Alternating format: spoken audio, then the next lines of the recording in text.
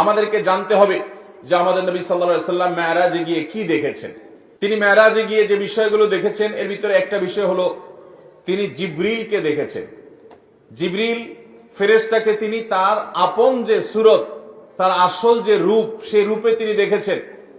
বিভিন্ন বর্ণনা দ্বারা প্রমাণিত যে জিবরিলকে আল্লাহ রাব্বুল আলামিন কতগুলো ডানা দিয়েছেন? 600 ডানা। এবং তার এক একটি ডানা এক প্রান্ত থেকে অপর প্রান্ত যতদূর মানুষের চোখ যায় ততদূর পর্যন্ত বড়। এত দীর্ঘ, এত বড় বৃহৎ 600 ডানা আল্লাহ তাআলা তাকে দিয়েছেন। জিবরিলের যে আসল রূপ, মহা সৃষ্টি আল্লাহ তাআলার, যে জিবরিল আয়াতুম মিন আয়াতিল্লাহ, আল্লাহর অসংখ্য নিদর্শনের মধ্যে জিবরিলের অস্তিত্ব একটা নিদর্শন। এটিকে নবী সাল্লাল্লাহু আলাইহি ওয়াসাল্লাম মেরাজে তার আসল রূপে দেখার সুযোগ পেয়েছেন। এটি ছিল একটি। নবী করিম সাল্লাল্লাহু আলাইহি ওয়াসাল্লামের মেরাজে তিনি আরো যা দেখেছেন তার মধ্যে দ্বিতীয় হলো বোরাক তিনি দেখেছেন। বোরাক একটি বাহন। এই বোরাক এটা ঘোড়া এবং গাধা এগুলোর সমজাতীয় কাছাকাছি পর্যায়ের এক ধরনের একটা বিশেষ বাহন, যেই বাহনের সমজাতীয় আরেকটা বাহন পৃথিবীতে নাই। এটা নবী করিম সাল্লাল্লাহু আলাইহি ওয়াসাল্লামের জন্য আল্লাহ তাআলা স্পেশাল পাঠিয়েছেন। যদিও আল্লাহ তাআলা চাইলে তাকে সরাসরি উপরে তুলে নিতে পারতেন, কিন্তু আদ-দুনিয়া বিল ওয়াসাইল লা বিল ফাদাইল, দুনিয়াতে সবকিছু ওসিলা এবং মাধ্যম দিয়েই হয়। এজন্য আল্লাহ তাআলা এই বাহনটা ব্যবহার করেছেন। আল্লাহ তাআলা এই বাহনের মুখাপেক্ষী না, এটা ছাড়াও তিনি তার বান্দাকে নিতে পারতেন। তো এই বোরাকের সাক্ষাৎ নবী সাল্লাল্লাহু আলাইহি ওয়াসাল্লামের সাথে হয়েছে। আমাদের দেশে অনেক ঘর বাড়িতে দেখবেন, অনেক দোকানে দেখবেন বিভিন্ন বড় বড় এরকম ছবি টাঙানো আছে, যে ছবিতে লেখা আছে নবীজির বোরাক। সে বোরাকের আবার দুটা ডানাও আছে, দেখছেন আপনারা? অথচ নবী করিম সাল্লাল্লাহু আলাইহি ওয়াসাল্লামের বোরাক আমরা কেউ দেখেছি? তাহলে এই ছবি যে অঙ্কন করেছে সে কোত্থেকে দেখলো? বোঝা গেল এটা নবী সাল্লাল্লাহু আলাইহি ওয়াসাল্লামের বোরাকের নামে প্রতারণা। তার বোরাকের ধরন কেমন ছিল এটা তিনিই জানেন। হাদিসের বিবরণের সাথে বরং এই ছবির কোনো মিল পাওয়া যায় না। এখানে ডানা দেয়া হয়েছে, অথচ নবী সাল্লাল্লাহু আলাইহি ওয়াসাল্লামের বিবরণ থেকে সেরকম কিছু, এখানে যেরকম দেখা হচ্ছে সেরকম কি বোঝা যায় না। অতএব যারা বরকতের জন্য বোরাকের ছবি দোকানে টাঙ্গায় রাখেন, অফিস আদালতে টাঙ্গায় রাখেন, বাসা বাড়িতে টাঙ্গায় রাখেন, তারা এটার কারণে কোনো সওয়াব বা বরকত লাভ করা তো দূরের কথা, উল্টা গুনাহগার হবেন। কারণ নবী সাল্লাল্লাহু আলাইহি ওয়াসাল্লাম বলেছেন বুখারীর হাদিস, লা তাদখুলুল মালাইকাতু বাইতান ফিহি কালবুন আও সূরা, যে ঘরে কুকুর থাকে অথবা কোন প্রাণীর আকৃতি থাকে, ছবি থাকে, সেখানে আল্লাহর রহমতের ফেরেশতা প্রবেশ করবে। বিধায় নবীজির বোরাকের নামে আপনি যে ছবি রাখছেন, এটার মাধ্যমে আপনার ব্যবসা বরকত হবে না, ঘরে বরকত নাজিল হবে না, বরং আল্লাহর বরকত এবং রহমত আসার দুয়ার বন্ধ হয়ে যাবে। আল্লাহ তাআলা আমাদেরকে নেক্সট সূরাতে শয়তানের এই ধোঁকা থেকে বেঁচে থাকার তৌফিক দান করুন। তাহলে নবী সাল্লাল্লাহু আলাইহি ওয়াসাল্লাম মেরাজে গিয়ে দ্বিতীয় যে বিষয়টি দেখেছেন সেটা হলো বোরাক, আল্লাহর বিশেষ এক সৃষ্টি, যেটা আমরা কেউ দেখি নাই, তিনিও আর তার আগে দেখেন নাই, তারপরে আর দেখেন নাই। একটা বিশেষ সৃষ্টি, বিশেষ একটা বাহন, যেটার উপরে করে আল্লাহ তাআলা তাকে ভ্রমণ করিয়েছেন, রাত্রিকালীন ভ্রমণ। তৃতীয়ত তিনি যা দেখেছেন তা হলো তিনি প্রতিটি আসমানে আল্লাহর একজন বিশেষ নবীর সাথে সাক্ষাৎ করেছেন। আল্লাহর যে সমস্ত নবীরা দুনিয়া থেকে বিদায় হয়ে গেছেন, মারা গেছেন, নবীগণ দুনিয়া থেকে চলে যাওয়ার পরও একটা বিশেষ হায়াত, বিশেষ একটা জীবন তারা লাভ করেন।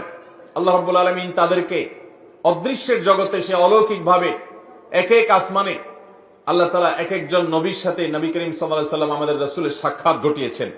তিনি প্রথম আসমানে দেখেছেন আদম আলাইহিস সালামকে, দ্বিতীয় আসমানে দেখেছেন ঈসা এবং ইয়াহইয়া আলাইহিস সালামকে, তৃতীয় আসমানে দেখেছেন আল্লাহ নবী ইউসুফ আলাইহিস সালামকে, চতুর্থ আসমানে দেখেছেন আল্লাহ নবী ইদ্রিস আলাইহিস সালামকে, পঞ্চম আসমানে দেখেছেন আল্লাহ নবী হারুন আলাইহিস সালামকে, ষষ্ঠ আসমানে দেখেছেন আল্লাহ নবী মুসা আলাইহিস সালামকে, আর 7 নম্বর আসমানে দেখেছেন আল্লাহর আরেক নবী এবং খলিল আল্লাহর রাসূল ইব্রাহিম আলাইহিস সালামকে। তো আল্লাহ তাআলা আমাদের প্রিয় নবী সাল্লাল্লাহু আলাইহি সাল্লামকে এতজন উলুল আজমি মিনার রাসূল, বড় বড় রাসূলের সাথে, আল্লাহর বড় বড় নেককার বান্দাদের সাথে, নবীদের সাথে, যারা দুনিয়াতে আল্লাহর মিশন নিয়ে, তাওহীদের দাওয়াত নিয়ে এসেছেন, বহু গ্লানি পোহায়েছেন, তাদের সাথে আমাদের নবীজি সাক্ষাতের সুযোগ করে দিয়েছেন। তিনি তাদের সাথে পরামর্শের সুযোগ পেয়েছেন, তাদের কাছ থেকে অভিজ্ঞতা শেয়ার করার সুযোগ পেয়েছেন, তাদের নসিহা নেওয়ার সুযোগ পেয়েছেন, তারা তাকে অভিবাদন জানিয়েছেন, তাকে ওয়েলকাম জানিয়েছেন, আল্লাহর শ্রেষ্ঠ রাসূল, শ্রেষ্ঠ নবী হিসেবে তাকে তারা সম্মান দিয়েছেন। এই নেয়ামতটা আল্লাহ আমাদের হাবিব সাল্লাল্লাহু আলাইহি সাল্লামকে, আমাদের প্রিয় নবী সাল্লাল্লাহু আলাইহি সাল্লামকে, আল্লাহর হাবিবকে আল্লাহ তাআলা এই নেয়ামতটা মেরাজের মাধ্যমে দিয়েছেন, যে তিনি আদম আলাইহিস সালামের সাথে, ঈসা এবং ইয়াহইয়া আলাইহিস সালামের সাথে, ইউসুফ এবং ইদ্রিস আলাইহিস সালামের সাথে, মুসা এবং হারুন আলাইহিস সালামের সাথে এবং ইব্রাহিম আলাইহিস সালামের সাথে 7 আসমানে এক একজনের সাথে সাক্ষাৎ তিনি করেছেন। চতুর্থত আমাদের নবী করিম সাল্লাল্লাহু আলাইহি সাল্লাম মেরাজে যা দেখেছেন সেটা হলো, আল্লাহ তাআলা সূরা কাউসারে বলেছেন, ইন্না আ'তাইনাকাল, হে রাসূল আমি আপনাকে দান করেছি কাউসার। কাউসার শব্দের অর্থ হলো অধিক কল্যাণ, প্রভূত কল্যাণ। এখানে হাউজে কাউসারও বোঝানো হতে পারে। হাউজে কাউসার যেটি আল্লাহ তাআলা আমাদের নবীজিকে দিবেন কিয়ামতের ভয়াবহতম দিনে, যেদিন পিপাসায় মানুষের প্রাণ ওষ্ঠাগত হওয়ার উপক্রম হবে, কিন্তু মৃত্যু তো আর হবে না। সেই ভয়াবহ কঠিন সময়ে আল্লাহ রাব্বুল আলামিন তার হাবিবকে হাউজে কাউসার দান করবেন এবং হাউজে কাউসারে অজস্র পরিমাণে এটা থেকে পান করার জন্য পাত্র থাকবে। তার তত্ত্বাবধানে সেখান থেকে পানি পান করানো হবে। তিনি তার উম্মতের মধ্য থেকে যারা সুন্নাহকে আঁকড়ে ধরেছে, বিদআত থেকে যারা দূরে থেকেছে, শিরক থেকে যারা দূরে থেকেছে, তাওহীদ যারা মজবুত করেছে, আকীদা ঈমান যারা বিশুদ্ধ করেছে, প্রতিটা আমলে সুন্নাতে রাসূলকে জেনে জেনে আমল করেছে, বিদআতকে ছুঁড়ে ফেলে দিয়েছে, এ আল্লাহর বান্দাদের জন্য, যারা নবী সাল্লাল্লাহু আলাইহি সাল্লামের দুনিয়া থেকে যাওয়ার পর তার দ্বীনের মধ্যে পরিবর্তন করে নাই, কোন রকম বিদআত সংযোজন করে নাই, কোন বিয়োজন করে নাই, এই মানুষগুলোকে নবী সাল্লাল্লাহু আলাইহি সাল্লাম সেদিন হাউজে কাউসার থেকে পানি পান করাবেন। সেই হাউজে কাউসার আল্লাহ রাব্বুল আলামিন মেরাজে নিয়ে জিবরিলের মাধ্যমে নবীজিকে দেখিয়েছেন, তাকে দেখার সুযোগ করে দিয়েছেন যে এই সেই হাউজ, যে হাউজ আপনাকে দান করা হবে কিয়ামতে ভয়াবহ সময়ে আপনি যখন মানুষকে পানি পান করাবেন, সেটা তিনি মেরাজে অবলোকন করেছেন। ঠিক একই ভাবে নবী করিম সাল্লাল্লাহু আলাইহি সাল্লাম মেরাজে জাহান্নামের যে দারোয়ান, যার নাম হলো মালিক, সেই মালিক দারোয়ানের সাথে সাক্ষাৎ, জাহান্নামের প্রধান প্রহরী, তার সাথে সাক্ষাৎ নবী সাল্লাল্লাহু আলাইহি সাল্লাম মেরাজে হয়েছে। বাইতুল মামুর নামে একটা মসজিদ, একটা ঘর আছে যেটা 7 আসমানের উপরে, এবং যেটা বাইতুল্লাহ, যেটা মক্কাতে মসজিদুল হারাম, এই মসজিদুল হারাম কাবা ঘরের ঠিক বরাবর উপরে একেবারে 7 আকাশের ঊর্ধ্বে বাইতুল মামুর নামক এই মসজিদ সেখানে স্থাপিত আছে। এই মসজিদে প্রতিবারে 70,000 ফেরেশতা প্রবেশ করেন আল্লাহর ইবাদতের জন্য। যারা একবার ঢুকেন তারা ইবাদত করে বের হওয়ার পর আর তারা ঢুকেন না, নতুন 70,000 ঢুকে। আল্লাহ তাআলার ফেরেশতা কত অগণিত, তাদের সংখ্যা কত বেশি, সেটা একমাত্র আল্লাহ ভালো জানেন। এখান থেকে কিছুটা আঁচ এবং অনুমান করা যায়। সেই বাইতুল মামুরে নবী করিম সাল্লাল্লাহু আলাইহি সাল্লামকে আল্লাহ তাআলা যাওয়ার এবং সেখানে উপস্থিত হওয়ার সুযোগ দিয়েছেন মেরাজের মাধ্যমে।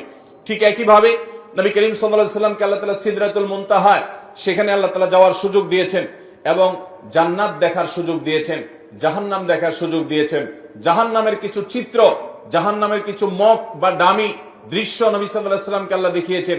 জান্নাতের কিছু চিত্র, কিছু দৃশ্য নবী সাল্লাল্লাহু আলাইহি সাল্লামকে আল্লাহ তাআলা দেখিয়েছেন। দাজ্জালের সাথে সাক্ষাৎ হয়েছে। এরকম আরো বহু জিনিস আল্লাহ নবী সাল্লাল্লাহু আলাইহি সাল্লাম মেরাজের এই সফরে তিনি দেখেছেন, আল্লাহ তাআলা তাকে দেখিয়েছেন।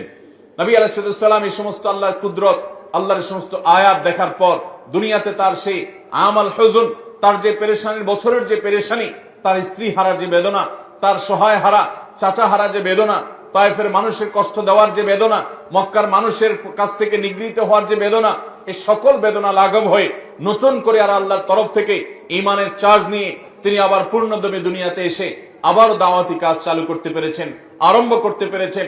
এটা ছিল আল্লাহ তাআলার পক্ষ থেকে তার হাবিবের প্রতি, তার রাসূলের প্রতি মস্ত বড় ইহসান এবং দয়া। আল্লাহ রাব্বুল আলামিন আমাদেরকে প্রিয় নবী সাল্লাল্লাহু আলাইহি সাল্লামের এই মেরাজ থেকে শিক্ষাগুলো গ্রহণ করার তৌফিক দান করুন।